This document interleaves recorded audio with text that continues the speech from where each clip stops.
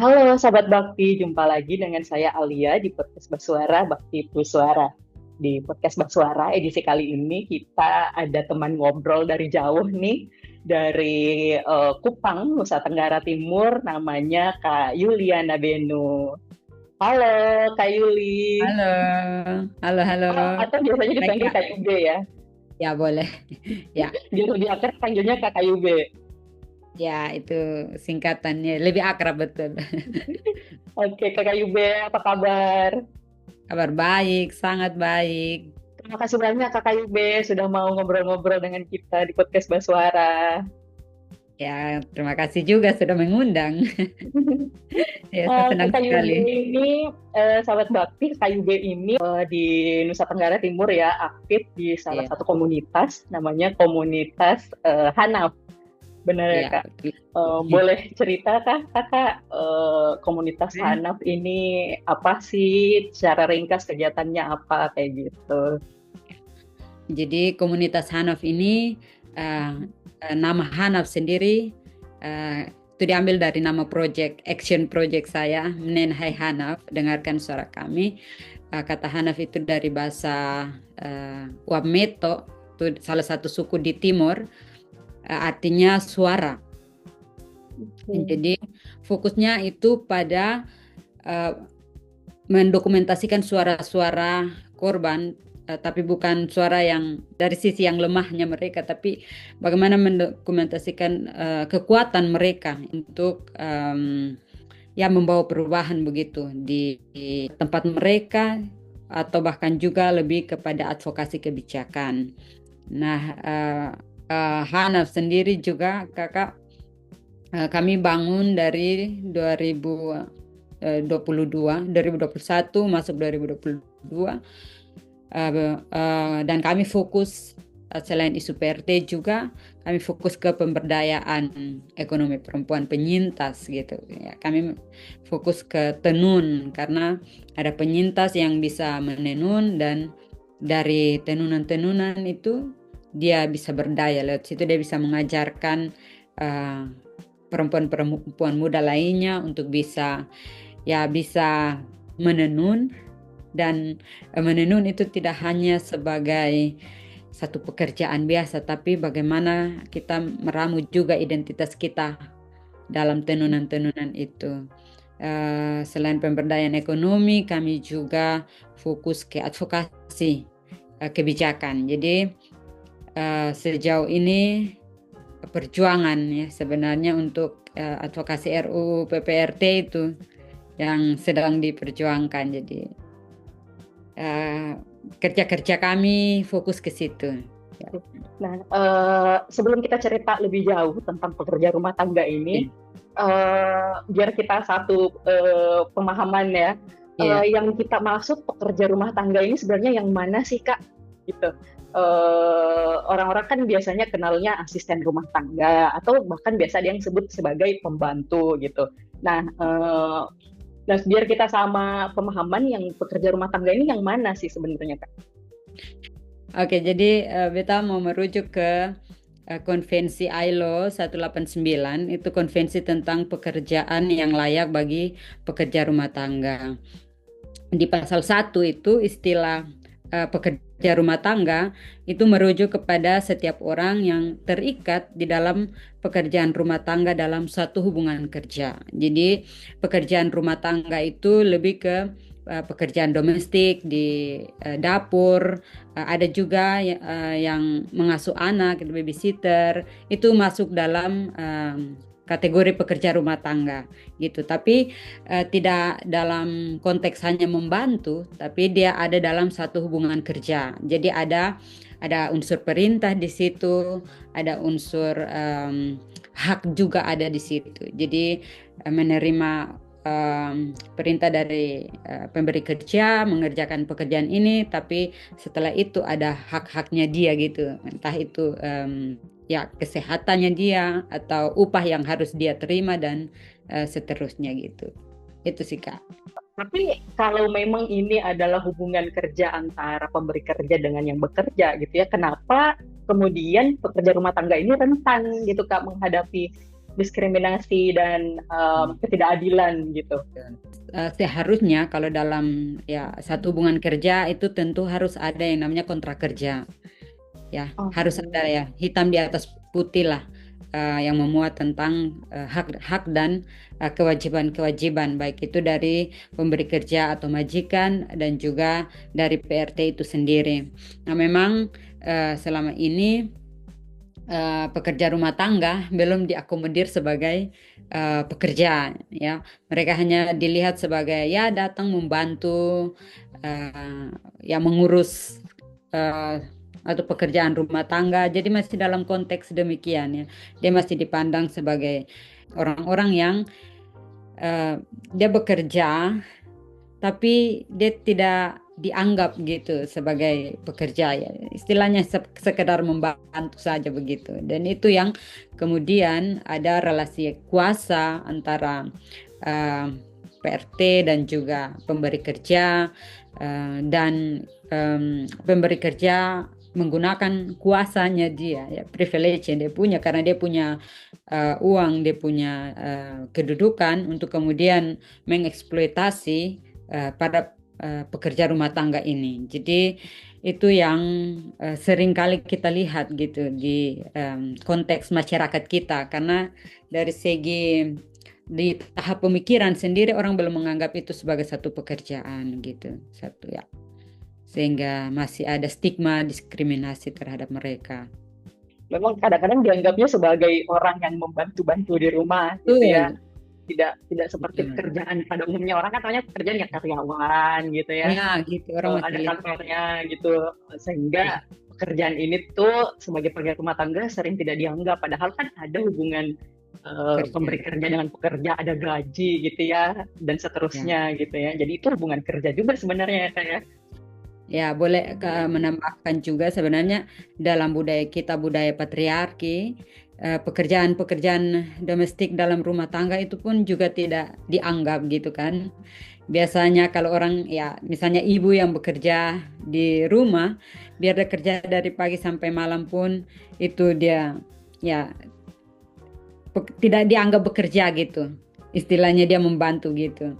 Nah, pemikiran seperti itu yang kemudian ketika pekerjaan di ranah domestik itu dia ada di ruang publik sebagai ya satu pekerjaan yang harus dihargai hak-haknya, itu kemudian tidak diakomodir karena orang selalu memandang rendah mereka yang bekerja di wilayah-wilayah domestik yang ya didominasi oleh perempuan gitu. Begitu sih, Kak. Iya. Ini jadi pengetahuan baru nih kalau ternyata budaya patriarki yang banyak di Indonesia ini ternyata berkontribusi juga ya sama diskriminasi yang sering dialami sama pekerja rumah tangga ya, karena kan kita sering menganggap pekerjaan domestik pekerjaan yang tidak penting atau lebih rendah daripada pekerjaan yang lainnya ya, kayak Pekerjaan yang lain. jadi pemikiran ini juga atau budaya ini juga memberi sumbangsi terhadap berbagai ketidakadilan yang mungkin dialami sama kerja rumah tangga tersebut ya, Kak ya. Nah, kalau dari pengalamannya Kakak bergelut dalam isu ini, berbagai ketidakadilan yang biasa dia alami oleh pekerja rumah tangga ini ada apa-apa saja? Kan orang biasanya tuh taunya kekerasan fisik ya, tapi kan mungkin ada berbagai diskriminasi lain yang mungkin orang dasar, oh ternyata ini diskriminasi gitu ya. Pengalaman-pengalaman yang dialami oleh teman-teman pekerja rumah tangga, ada kekerasan fisik, kekerasan psikis juga, kekerasan ekonomi juga ada di situ, bahkan kekerasan seksual pun ada gitu. Karena mereka yang bekerja di wilayah domestik itu kan tersembunyi di rumah-rumah para pemberi kerja itu. Jadi kadang sulit sekali untuk orang luar bisa akses apa yang terjadi gitu. Nah, banyak cerita dari teman-teman pekerja rumah tangga itu sendiri ketika mereka bekerja, kadang mereka tidak diberi upah gitu, atau kadang upah yang diberi tidak sesuai dengan kesepakatan mereka waktu mereka ya harus mulai kerja di sana. Nah, mereka tidak mendapatkan hak mereka, misalnya hak atas kesehatan, ya perlindungan terhadap mereka sangat sulit sekali. Dan teman-teman pekerja rumah tangga sendiri juga em, bagi mereka yang tinggal bersama majikan, itu mereka bisa bekerja 24 jam, Kakak. Karena waktu mereka sangat terikat atau dikontrol oleh pemberi kerja itu sendiri. Jadi setiap mereka seperti harus siap sedia 24 jam gitu. Ketika para pemberi kerja atau majikan panggil, ya mereka harus siap gitu, harus kerja gitu. Jadi eksploitasi terhadap mereka itu berlapis gitu. Nah, di satu sisi teman-teman pekerja rumah tangga ini datang dari latar belakang, misalnya mereka ya mengalami KDRT di rumah, terus juga pendidikan mereka yang rendah, rata-rata yang saya dengar sharing pengalaman mereka itu rata-rata hanya tamat SD gitu, sedikit yang tamat SMA. Nah, teman-teman ini juga mengalami kekerasan psikis, misalnya mereka dimaki, dihina gitu oleh para pemberi kerja mereka. Jadi problematis juga ya, banyak juga ya masalahnya pekerja rumah tangga yang banyak kita lihat di berita-berita kan biasanya kekerasan fisik ya, tapi di samping itu ternyata ada kekerasan ekonomi, psikis, bahkan sampai kekerasan seksual ya. Nah, itu sangat rentannya lagi-lagi karena pekerja rumah tangga ini kan dia di rumah ya. Betul. Jadi kayak sulit memang untuk mengakses informasi dan atau kita mengawasi bagaimana proses hubungan kerja itu antara dia dengan majikannya. Nah, tapi kan setahu saya ada tuh biasanya agen begitu ya atau apa namanya perusahaan alih daya atau outsourcing gitu ya yang menyediakan tenaga kerja gitu ya. Nah, kalau kayak sistemnya seperti ini, apakah tidak mengurangi kemungkinan juga ya untuk mereka mendapatkan diskriminasi di tempat kerja mereka, dalam hal ini di rumah majikannya gitu? Bagi saya selama tidak ada perlindungan hukum dari negara, mau dengan cara apapun mereka tetap rentan gitu. Justru di agen-agen perekrut itu atau perusahaan-perusahaan itu, mereka pun juga dieksploitasi di sana gitu. Gaji mereka tuh bisa dipotong 6 sampai 1 tahun ketika mereka bekerja. Dan terkadang sudah ada semacam ya kesepakatan underground antara pemberi kerja dan juga perusahaan-perusahaan ini ya untuk kemudian terus mengeksploitasi para pekerja ini gitu. Jadi belum setahun kontrak selesai mereka sudah dipindahkan ke pemberi kerja yang lain. Nah, itu siklusnya akan tetap sama. Upah mereka tetap akan dipotong dan lain sebagainya. Jadi bisa mereka bekerja hampir 2 tahun, tapi kemudian tidak pulang, maksudnya pulang dengan tidak membawa hasil apa-apa gitu. Ya, berarti tidak benar-benar bisa melindungi juga ya, malah jadi Iya, berlapis-lapis ya. berlapis-lapis. Ya. Apa namanya ketidakadilan yang diperoleh karena dari agennya juga sendiri ternyata pengen untung juga begitu ya, jadi Untung ada juga kan. potongan gaji lah begitu dan sebagainya. Si agen ini malah Iya. lebih Dan sibuk melindungi kepentingan si majikan ini ya Kak ya.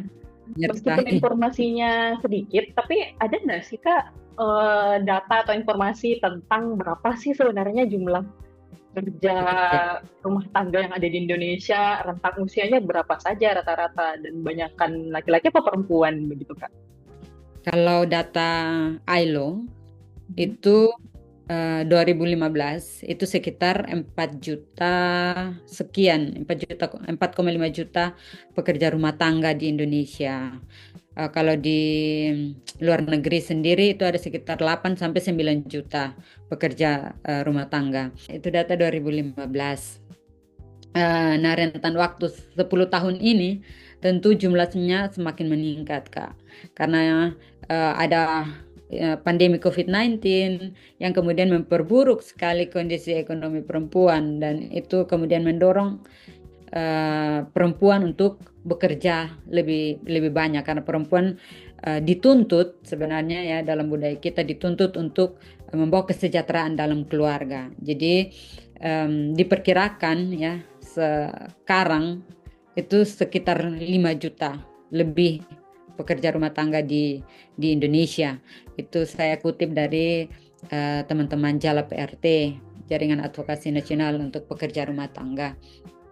Begitu Kak. Jadi memang 70-80% itu perempuan dan anak perempuan. Anak Usia perempuan produktif, juga ada ya. iya, perempuan juga ada. Justru mereka yang putus sekolah di tahap SD atau SMP ya, di bawah umur itu 17 tahun, itu mereka sangat rentan untuk bekerja sebagai pekerja rumah tangga dan sangat rentan sekali untuk terjebak dalam mafia perdagangan orang. Ya. Padahal sebenarnya kan dalam Undang-Undang Tenaga Kerja sekalipun juga anak-anak tidak boleh dipekerjakan kan Kak ya. Itulah. Betul, betul. Berarti selama undang-undang perlindungan pekerja rumah tangga ini belum ada gitu ya, perlindungan terhadap perempuan, bukan cuma perempuan, para pekerja rumah tangga ini masih sangat jauh panggang dari api ya kayak. Nah, tapi Betul Kak. yang saya baca Undang-Undang Perlindungan Pekerja Rumah Tangga ini atau UU PPRT ya, ini sebenarnya sudah diajukan dari sejak tahun 2004 ya kalau nggak salah. Artinya kalau sampai tahun sekarang itu udah 20 tahun dan itu belum disahkan juga ya, masih rancangan ya kayak. Padahal ini 21 tahun, lama sekali. Iya betul, sudah 21 tahun, ini udah mau 2026 dan masih belum ada kelihatan kemungkinan untuk pengesahannya segera ya Kak ya. Ya, ini sebenarnya satu kekecewaan besar sih Kak terhadap pemerintah, terutama DPR, karena DPR sendiri belum melihat bahwa isu pekerja rumah tangga ini satu hal yang penting gitu. Ini 21 tahun perjuangan masyarakat umum, teman-teman Jala PRT, dan semua yang terlibat dalam perjuangan ini gitu kan. Jadi kami melihat bagaimana kemungkinan di DPR sendiri ya ada konflik kepentingan sih Kak. Karena mungkin juga banyak mereka anggota DPR yang punya pekerja rumah tangga di rumah dan itu juga membuat mereka kemudian akan berpikir 2-3 kali lagi untuk kemudian mengesahkan RUU PPRT ini. Di lain sisi juga saya melihat bahwa negara ini atau pemerintah kita belum benar-benar serius untuk melihat mereka sebagai pekerja. Jadi dalam kacamata negara sendiri melihat bahwa perempuan yang bekerja di ranah domestik itu masih hanya sebatas membantu saja gitu, bukanlah satu pekerjaan yang mendatangkan upah gitu untuk perempuan itu sendiri. Padahal kerja-kerja perempuan pekerja rumah tangga itu sangat mendukung perekonomian negara. Itu tadi ya, karena lagi-lagi pekerjaan rumah tangga ini belum dianggap sebagai sesuatu yang penting bahkan bagi DPR RI sekalipun, sehingga rancangan undang-undang perlindungan pekerja rumah tangga ini masih mandek sampai sekarang gitu ya. Padahal setahu saya ini kan berangkat dari konvensi ILO ya, yang menetapkan tentang standar pekerjaan pekerja rumah tangga itu. Jadi sebenarnya isu ini tuh adalah isu internasional gitu ya. Global ya. Iya, isu global ini adalah isu global. Ya. Itu juga selain RUU PPRT, Konvensi ILO 189 juga belum diratifikasi oleh pemerintah Indonesia. Jadi sejak 2011 itu sampai hari ini belum ada pengesahan ratifikasi konvensi tersebut. Jadi memang ketidakseriusan pemerintah Indonesia untuk benar-benar memberi perlindungan pada pekerja rumah tangga. Nah, sayangnya adalah semakin lalai atau lambannya pemerintah DPR mengesahkan RUU PPRT ini dan juga Konvensi ILO 189, justru semakin banyak korban yang jatuh gitu. Jadi mau tunggu sampai kapan gitu? Mau berapa banyak lagi korban yang jatuh yang mengalami kekerasan lagi ya? Ya, berapa puluh tahun lagi baru bisa membuka mata dan hati mereka gitu. Padahal mereka ya wakil kita dan harus memperjuangkan benar sekali masyarakat, terutama kaum minoritas. Meskipun sebenarnya ada undang-undang tenaga kerja atau undang-undang cipta karya gitu ya, yang mengatur tentang hubungan antara pemberi kerja dengan pekerjanya. Tapi kan PRT ini ada kondisi-kondisi khusus ya, yang Ya, membuat betul. dia perlu aturan khusus gitu ya. Seperti Benar. tadi hubungan pekerja dengan tenaga kerjanya tuh seringnya tidak berhubungan profesional, nggak ada kontrak kerja, tidak ada apa namanya aturan tentang hak-hak dan kewajiban pemberi kerja dan si pekerja ini gitu ya. Jadi perlu diatur khusus memang gitu ya Kak ya. Betul. Dan di Undang-Undang Cipta Kerja sendiri juga sebenarnya tidak mengakomodir teman-teman pekerja rumah tangga karena em, pekerja rumah tangga belum dilihat sebagai satu pekerjaan gitu. Nah, itu juga dari segi istilah masih sangat diskriminasi gitu ya, masih melihat pekerja rumah tangga hanya dalam konteks membantu-membantu saja. Padahal kalau mau jujur, ini ada unsur perintah, ada unsur upah dalam relasi kerja itu, dan itu yang tidak dilihat dalam Undang-Undang Cipta Kerja. Makanya memang sangat penting sekali untuk ada khusus Undang-Undang perlindungan terhadap pekerja rumah tangga gitu. Ya, istilah pembantu itu masih lebih umum dipakai oleh masyarakat Masih ya. juga sektor formal dan informal gitu. Jadi di Undang-Undang Cipta Kerja masih melihat ya mengatur yang mereka yang dikategorikan pekerjaan formal, pekerja di sektor formal. Tapi mereka yang di sektor informal seperti tidak dipedulikan gitu. Jadi saya Benar-benar. kira penting sekali untuk melihat kekhususan dari pekerja rumah tangga itu sendiri. Padahal tadi seperti yang Kakak bilang sebenarnya pekerja rumah tangga ini sangat membantu perekonomian negara ya, karena di samping dia berdaya bisa mendapatkan penghasilan, dengan dia menjadi pekerja rumah tangga, orang-orang di rumah tersebut misalnya suami dan istri sama-sama jadi bisa bekerja juga karena ada pekerja rumah tangga yang dia pekerjakan gitu Ya, kan Kak. betul. Jadi menopang sih sebenarnya mereka yang ya berkarir di luar sana dan tidak bisa membagi waktu untuk bekerja, mengerjakan pekerjaan domestik di rumah, ya kehadiran para pekerja rumah tangga itu sendiri juga menolong mereka untuk ya supaya mereka bisa bekerja di luar begitu. Oke. Nah, saking pentingnya isu pekerja rumah tangga, eh, Komunitas Hanak menerbitkan sebuah buku ya. Buku Ya, judulnya Hanak Meretas Konspirasi Bisu Nasib Perempuan Pekerja Rumah Tangga, ya Kak ya. Saya belum baca semua bukunya, tapi yang saya lihat di sini adalah kumpulan cerita ya Kak ya, dari para pekerja-pekerja rumah tangga yang mengalami berbagai diskriminasi ya Kak. Boleh cerita dulu dong, buku ini bagaimana bisa hadir dan apa saja di sini? jadi buku ini sebenarnya RTL dari Action Project saya, ikut program inspirasi, dan ini salah satu produk sebenarnya dari Action Project itu. Jadi selain buku ada filmnya juga berkaitan dengan isu ini.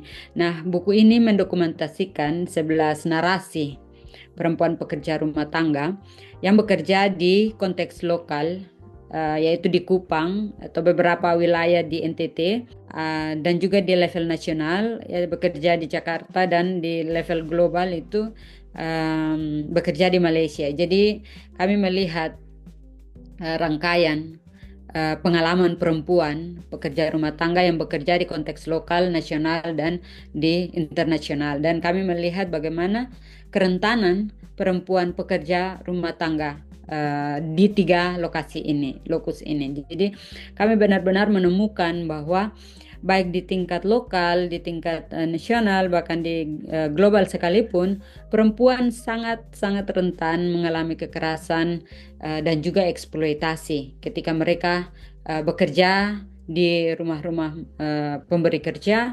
Nah, buku ini juga hadir untuk semacam ya suara teman-teman perempuan pekerja rumah tangga, bagaimana mereka harus bergumul dengan kehidupan mereka ya, perjuangan mereka selama ini. Jadi saya menemukan ada begitu banyak kekuatan-kekuatan perempuan pekerja rumah tangga berhadapan dengan situasi-situasi sulit mereka. Jadi mereka yang memilih bekerja sebagai pekerja rumah tangga, itu bukan tanpa alasan gitu. Jadi ada di antara mereka yang adalah ibu tunggal, ada juga yang ya janda karena ya ditinggal mati suami-suami mereka, mereka harus fight untuk membiayai kehidupan anak-anak mereka. Kemudian ada anak-anak yang putus sekolah dan tidak bisa melanjutkan pendidikan mereka, akhirnya ya memilih menikah muda, kemudian bekerja sebagai pekerja rumah tangga. Dan kemudian kami juga menemukan satu praktik budaya, yaitu di NTT itu kami sebut anak tinggal. Kalau dalam bahasa Jawa itu ngenger. Nah, ini salah satu praktik yang pada dasarnya atau itu sebenarnya itu baik gitu. Karena anak-anak dari desa yang tidak bisa akses sekolah di desa mereka karena memang tidak ada, mau tidak mau mereka harus ke kota untuk bisa mendapatkan pendidikan yang lebih baik. Tapi sayangnya ketika mereka di kota, mereka harus tinggal bersama dengan keluarga mereka atau kenalan dari orang tua mereka yang sudah jauh lebih akrab gitu dan sudah dianggap seperti keluarga. Sayangnya justru di rumah-rumah itu ada praktik terselubung terkait dengan eksploitasi terhadap anak gitu. Jadi mereka harus bekerja, tapi juga mereka harus sekolah gitu. Jadi biaya pendidikan mereka akan ditanggung oleh keluarga tempat di mana mereka menginap. Ya sebagai gantinya mereka harus bekerja di rumah-rumah itu. Nah sayangnya eksploitasi yang mereka alami ya, misalnya saja waktu, jadi sulit bagi mereka untuk membagi waktu antara pendidikan mereka, sekolah mereka, ataupun juga pekerjaan-pekerjaan dalam rumah. Jadi akhirnya mereka tidak bisa melanjutkan sekolah gitu, atau mereka putus sekolah karena tidak diberi ruang bagi mereka untuk bisa melanjutkan sekolah. Jadi akhirnya mereka harus mengabdi di keluarga-keluarga itu, dan sepanjang mereka hidup ya hampir 15 tahun bekerja di pemberi kerja.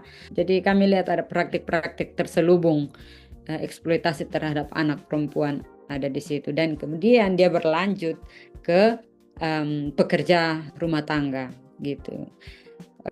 Buku ini juga melihat soal kerentanan perempuan di konteks lokal berhadapan dengan masalah pemiskinan, masalah ya akses terhadap kesehatan yang sulit. Dia harus bergumul atau berhadapan dengan tuntutan budaya patriarki bahwa dia sebagai perempuan, sebagai ibu, dia harus membawa kesejahteraan bagi keluarganya, dan hal-hal itu kemudian terpaksa dia memutuskan untuk bermigrasi, dan itu kemudian ya memperparah situasi para pekerja rumah tangga itu sendiri. Nah, hal lain juga yang ada dalam buku itu juga menyorot tentang keterlibatan oknum-oknum aparat penegak hukum dalam mafia perdagangan orang. Dengan keterlibatan oknum-oknum penegak hukum ini kemudian mempersulit penanganan kasus-kasus kekerasan terhadap para pekerja rumah tangga migran, dan itu yang sangat disayangkan dalam proses penegakan hukum di Indonesia berkaitan dengan para pekerja migran yang mengalami kekerasan dan eksploitasi. Itu Kak. Kayak sangat terstruktur ya, Sangat ketimpangan tersistematis. yang dihadapi sama pekerja rumah tangga ini, termasuk juga yang harus bermigrasi ya, pekerja-pekerja migran gitu ya Kak. Para pekerja rumah tangga ini sebenarnya adalah kelompok rentan yang kerentanannya tuh berlapis-lapis ya, mulai dari dia perempuan, ada Ya, anak, ada juga mungkin lansia begitu ya Kak, sudah begitu secara ekonomi berada di kelompok ekonomi yang rendah gitu ya, terus kemudian banyak dimiskinkan juga lagi. penduduk miskin, dan banyak juga yang dari daerah terpencil dengan pendidikan yang tidak Rendah. mumpuni, akses Ya. informasi yang tidak cukup gitu ya. Jadi benar-benar sangat rentan gitu ya kondisi mereka ini gitu ya Kak. Tapi kemauan mereka untuk bersuara di buku Hanaf ini juga patut kita apresiasi ya, karena jarang juga ada perempuan khususnya yang mengalami berbagai diskriminasi, berbagai ketidakadilan, tapi berani buat bersuara gitu ya Kak. Suara, ya. 11 narasi dari 11 perempuan ini juga sebenarnya membuka mata kita ya tentang berbagai diskriminasi yang dihadapi sama perempuan khususnya pekerja rumah tangga, apalagi yang juga yang migran begitu ya Kak. Dari buku itu Kak, 10 dari perempuan pekerja rumah tangga yang narasinya kami dokumentasikan itu pertama kali dalam hidup mereka bersuara secara publik, ke publik terkait pengalaman hidup mereka yang sejak kecil sampai sekarang mereka masih tetap bekerja sebagai pekerja rumah tangga gitu. Jadi sudah Jadi banyak sudah sekali nih ya dari, yang mereka hadapi gitu ya, iya benar tapi baru sekali. bersuara. Ya, lebih dari 10 tahun lah. Bahkan ada yang 20 tahun bekerja sebagai pekerja rumah tangga. Dan memang selama proses kami mengumpulkan cerita-cerita mereka juga ada banyak kendala karena trauma, luka yang mereka alami itu kemudian membuat mereka sulit sekali untuk mengingat pengalaman-pengalaman itu. Jadi trauma itu sangat mempengaruhi daya ingat mereka gitu. Jadi trauma itu kemudian membuat mereka juga ketika bercerita itu kami perlu membutuhkan beberapa metode untuk membantu mereka bercerita gitu. Jadi misalnya kami pakai metode peta tubuh, kami sambil bercerita dengan mereka sambil menggambar luka-luka apa yang mama-mama gitu alami ketika bekerja gitu. Terus atau metode yang kami pakai selain itu misalnya timeline, garis kehidupan mereka. Jadi kami bisa lihat di titik mana dia harus mengambil keputusan untuk bekerja sebagai pekerja rumah tangga dan di titik mana dia mengalami trauma yang begitu hebat karena kekerasan yang dia alami. Jadi mendokumentasikan kekuatan-kekuatan mereka itu begitu sangat menyentuh sebenarnya terhadap kami yang bekerja bersama-sama dengan mereka gitu. Jadi kami tidak melihat mereka sebagai objek, tapi memang subjek yang kita berjalan bersama, berdampingan dan kita saling menguatkan satu dengan yang lain untuk bisa memperjuangkan hak-hak mereka gitu. Terutama kita perempuan ya Kak, kita harus saling mendukung bersama perempuan, bukannya saling menjatuhkan gitu ya, harus peduli.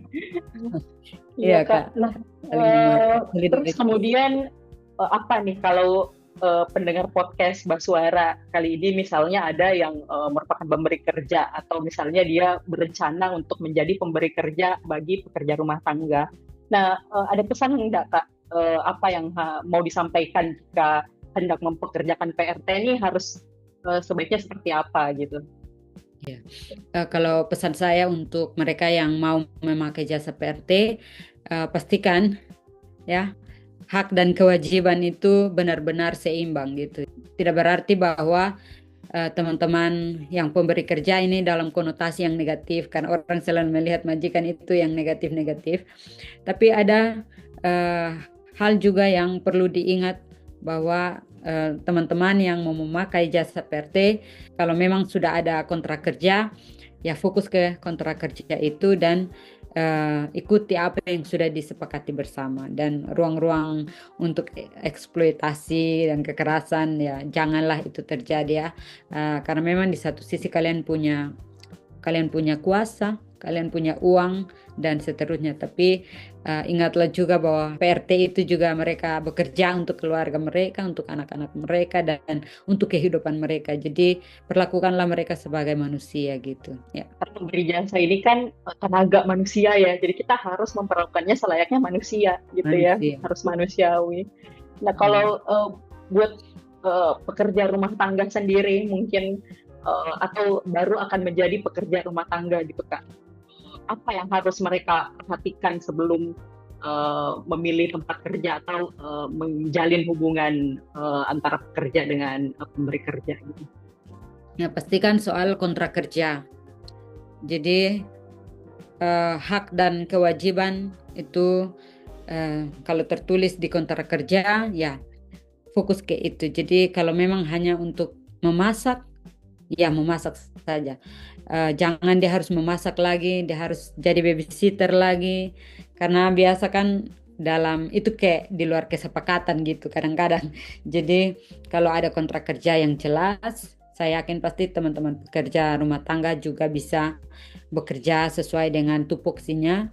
Dan bagi teman-teman pekerja rumah tangga ketika mengalami indikasi ada kekerasan terhadap teman-teman, jangan takut untuk bersuara gitu, karena ada begitu banyak orang yang akan melindungi kalian gitu.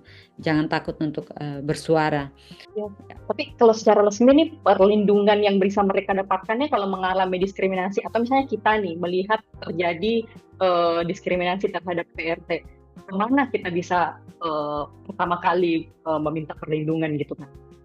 Kita perlu mengecek soal mungkin ada LSM yang fokus bekerja ke isu pekerja rumah tangga atau perlindungan perempuan, bisa melapor ke situ supaya bisa mendapatkan pendampingan gitu. Kadang-kadang kalau langsung ke polisi, satu itu juga baik, tapi kadang-kadang tidak Butuh pendampingan begitu ya Kak? ya, ya kadang-kadang sulit mempercayai polisi dalam penanganan kasus Iya, demikian kadang gitu. prosesnya tidak semudah Ya, atau secepat yang kita yes. bayangkan begitu ya. Butuh Ya, ada yang lebih mengerti.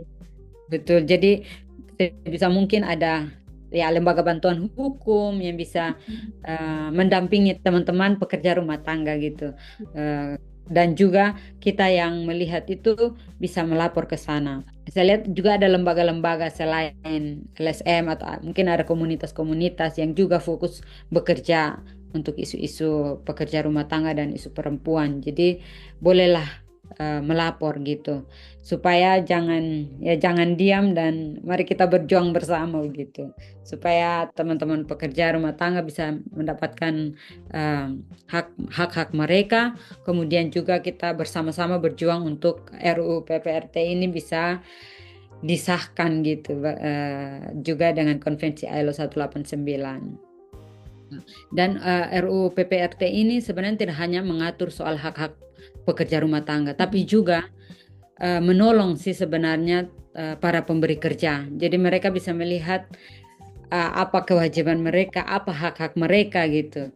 Begitu juga dengan para PRT ini. Jadi RUU ini bisa diperjuangkan dari semua sisi gitu. Tidak hanya PRT itu sendiri atau kita sebagai masyarakat umum, tapi juga teman-teman pemakai jasa PRT itu. Ya, ya, biar Semua lebih kita. jelas nih ya, kita juga mempekerjakannya seperti apa gitu ya, standar upah yang bisa kita berikan itu sebenarnya berapa gitu kan, semuanya diatur gitu ya kayak. Betul, karena saya juga yakin bahwa tidak semua orang ingin dirinya dicap negatif kan, karena satu label tertentu. Kata majikan itu kan selalu akumulasinya negatif. Jadi saya kira dengan disahkannya RUU PPRT ini mungkin akan juga membantu menghapus ya yang negatif-negatif itu terhadap para pemberi kerja itu. Jadi karena ya ada hak kalian, ada kewajiban kalian. Jadi ketika semua bisa bekerja sama dengan baik dalam relasi yang setara, tentu itu mendatangkan kebaikan tidak hanya pada pemberi kerja, tapi juga pada PRT itu sendiri, gitu Kak. Kita harap memang RUU ini bisa segera disahkan ya, karena tidak hanya melindungi satu pihak saja, mau pemberi kerja, mau pekerja, itu semuanya bisa dilindungi hak-haknya dan lebih jelas kewajibannya masing-masing begitu ya Kak ya.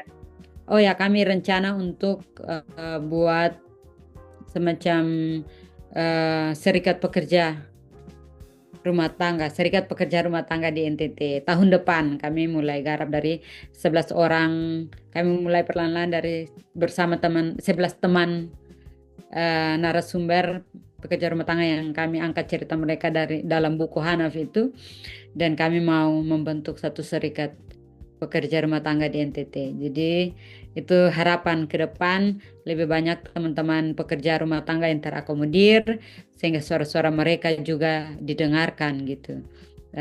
Tidak hanya di NTT, tapi juga bisa sampai di level nasional dan terus mendukung untuk pengesahan RUU PPRT ini gitu Kak. Dan juga kalau misalnya sudah disahkan, juga menolong untuk mengawal implementasi undang-undang itu supaya bisa mengakomodir hak-hak pekerja rumah tangga.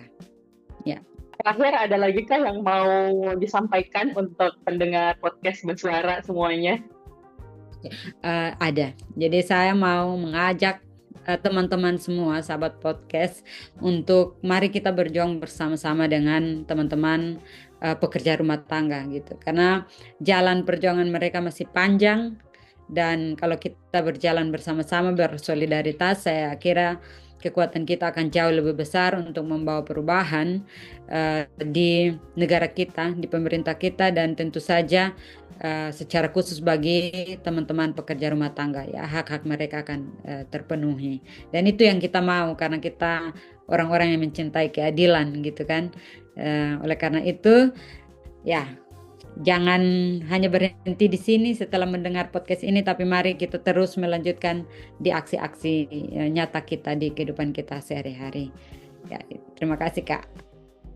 Ya, luar biasa. Terima kasih banyak Kakak Yube atas waktunya. Sukses semuanya yang lagi diupayakan ya bersama komunitas Hanaf, dan kegiatan-kegiatannya juga di Inspirasi Bakti ya, karena masih terus berlanjut ya sampai sekarang. Baik sahabat Bakti, seperti biasa podcast Basuara tersedia di Spotify dan Apple Podcast. Bagi teman-teman tuli yang juga ingin mengikuti podcast Basuara dapat mengakses melalui kanal YouTube Yayasan Bakti.